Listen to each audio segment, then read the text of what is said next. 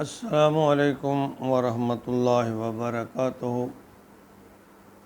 سامعین ذی وقار، میں غلام مصطفیٰ ہوں۔ آپ دیکھ رہے ہیں میرا چینل پیام اسلام۔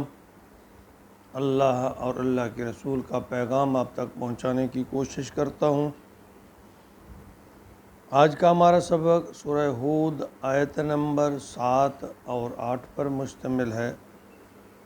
اعوذ باللہ من الشیطان الرجیم، بسم اللہ الرحمن الرحیم۔ وَهُوَ الَّذِي خَلَقَ السَّمَاوَاتِ وَالْأَرْضَ فِي سِتَّةِ أَيَّامٍ وَكَانَ عَرْشُهُ عَلَى الْمَاءِ لِيَبْلُوَكُمْ أَيُّكُمْ أَحْسَنُ عَمَلًا وَلَئِنْ قُلْتَ إِنَّكُمْ مَبْعُوثُونَ مِنْ بَعْدِ الْمَوْتِ لَيَقُولَنَّ الَّذِينَ كَفَرُوا إِنْ هَذَا إِلَّا سِحْرٌ مُبِينٌ وَلَئِنْ أَخَّرْنَا عَنْهُمُ الْعَذَابَ إِلَى أُمَّةٍ مَّعْدُودَةٍ لَيَقُولُنَّ مَا يَحْبِسُهُ لَا يَوْمَ يَأْتِيهِمْ لَيْسَ مَصْرُوفًا عَنْهُمْ وَحَاقَ بِهِم مَّا كَانُوا بِهِ يَسْتَهْزِئُونَ۔ سورہ ہود میں توحید و شرک کے بیان کے ساتھ ساتھ تخلیق کائنات اور تخلیق انسان کے مقاصد کا ذکر ہے، اور ساتھ ہی سابقہ اقوام کا ذکر ہے جو اللہ کی وحدانیت کو ماننے، اس کی عبادت کرنے کی بجائے حیل و حجت، مکر و فریب، طعن و تشنیع اور استہزاء کا رویہ اختیار کیے رکھا انہوں نے۔ اور گزشتہ قوموں کے لوگ ان جو تھے، انہوں نے اکثر انبیاء کو جادوگر، دیوانہ اور مجنون کہا، اور اسی طرح کا سلوک کفار مکہ اور قریش مکہ نے نبی اکرم صلی اللہ علیہ وسلم کے ساتھ کیا۔ انہی آیت میں قریب اسی طرح کا بیان ہے۔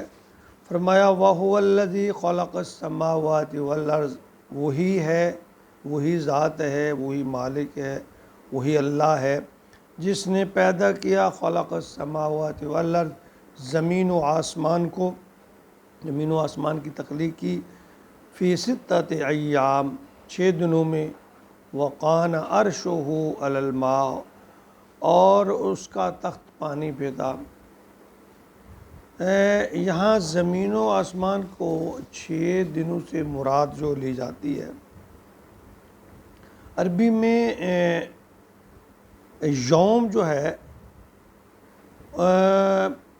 یعنی ادوار، وقت وغیرہ، یعنی وقفہ کے لیے بھی بولا جاتا ہے۔ تو اس کی وضاحت قرآن میں 2-3 جگہوں پہ، سورۃ سجدہ میں آیت میں یہاں 6 دن کا ذکر ہے۔ تو سورۃ حج میں اللہ کے نزدیک ایک دن جو ہے 1000 سال کے برابر یہ بھی آیا ہے، اور سورۃ معارج میں آیت نمبر اس کی 4 میں ایک دن کو 50,000 سال کے برابر بھی کہا ہے۔ اس کی حقیقت اللہ ہی جانتے ہیں، لیکن سائنسی تحقیقات اگرچہ حتمی نہیں ہوتی، تجربات اور نتائج وقت کی جدت کے ساتھ ساتھ بدلتے بھی رہتے ہیں، تبدیل ہو جاتے ہیں۔ بہرحال جو سائنسی تاریخ ہے اس کے مطابق زمین سورج سے الگ ہوئی تو اس وقت ایک سیارہ تھا، آگ کا گولا تھا، آہستہ آہستہ ٹھنڈا ہوا، اور اس میں پھر بخارات اور گیسوں کا اخراج ہوا، خاص طور پر ہائیڈروجن اور آکسیجن جو پانی بناتی ہے، اس کے ملاپ سے پانی بنتا ہے۔ تو شاید لاکھوں سال تک یہ بارش کی طرح برستا رہا، اور زمین ٹھنڈی ہوتی رہی، اور اس ٹھنڈی کی وجہ سے زمین سکڑی اور اس میں نشیب و فراز آ گئے، جس طرح پہاڑ ہے، کوئی سمندر، کہیں صحرا وجود میں آ گئے۔ پہاڑوں کی جو ساخت ہے نا، اس کو اگر دیکھا جائے تو ہمیں محسوس ہوتا ہے کہ شاید کبھی کسی وقت یہاں پانی بہتا رہا ہے۔ آپ ذرا غور کریں تو جو کہا جاتا ہے کہ اللہ کا تخت جو ہے وہ پانی پہ تھا، باقی اس کو بہتر اللہ جانتے ہیں۔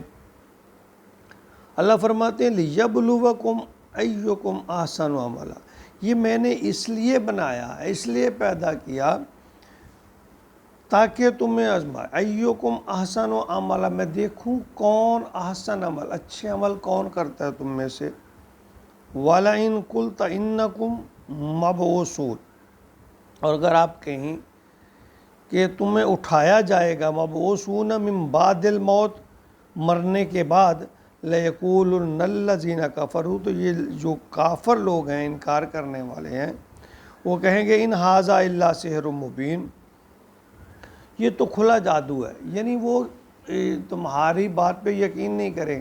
یعنی اللہ فرما رہے ہیں اگر آپ انہیں جب بتاتے ہو کہ مرنے کے بعد دوبارہ زندہ ہونا ہے، اللہ کے حضور حاضر ہونا ہے، وہ کہتے ہیں یہ تو کچھ جادوگر سا ہے، بس ایسی باتیں بنا رہا ہے۔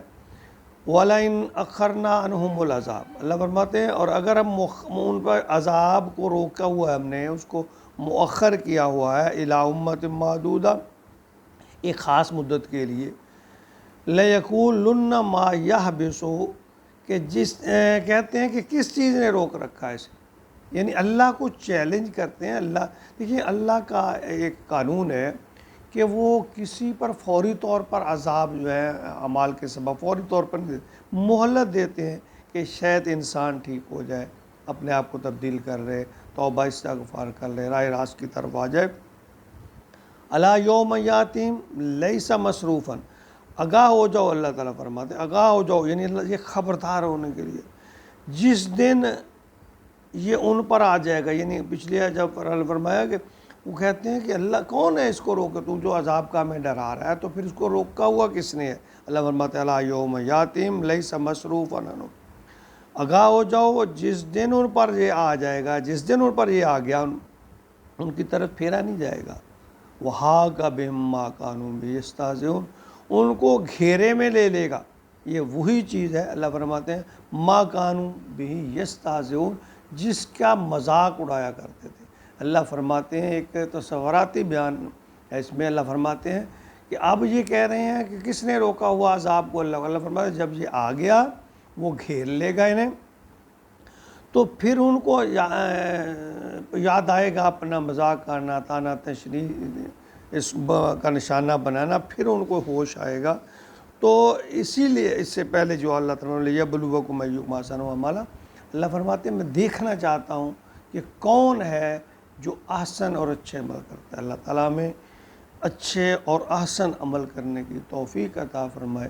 اللہ تعالیٰ ہمیں اپنے گناہوں پر نادم اور شرمندہ ہو کر توبہ استغفار کی توفیق عطا فرمائے، کہ دنیا میں ہر انسان گناہ گار ہے، لیکن حدیث پاک کا مفہوم ہے کہ اچھا گناہ گار وہ ہے جو جلد توبہ کر لے۔ تو ہمیں ہر وقت توبہ استغفار کرتے رہنا چاہیے۔ گناہ ہو جانا، میں نے پہلے بھی ذکر کیا تھا، گناہ ہو جانا اتنا بڑا جرم نہیں ہے جتنا کہ اس پر ڈٹے رہنا اور اس پر شرمندہ نہ ہونا۔ اللہ تعالی ہمیں توبہ کی توفیق عطا فرمائے اور ہماری کمیوں کوتاہیوں کو معاف فرمائے۔ اللہ تعالی ہمارے بھرم اور پردے جو اللہ تعالیٰ نے رکھے ان کو قائم رکھے، اور قیامت کے دن اپنی خاص رحمت سے اللہ تعالیٰ بخش کر ہم سب کو جنت الفردوس میں اعلیٰ مقام عطا فرما دے۔ آمین یا رب العالمین۔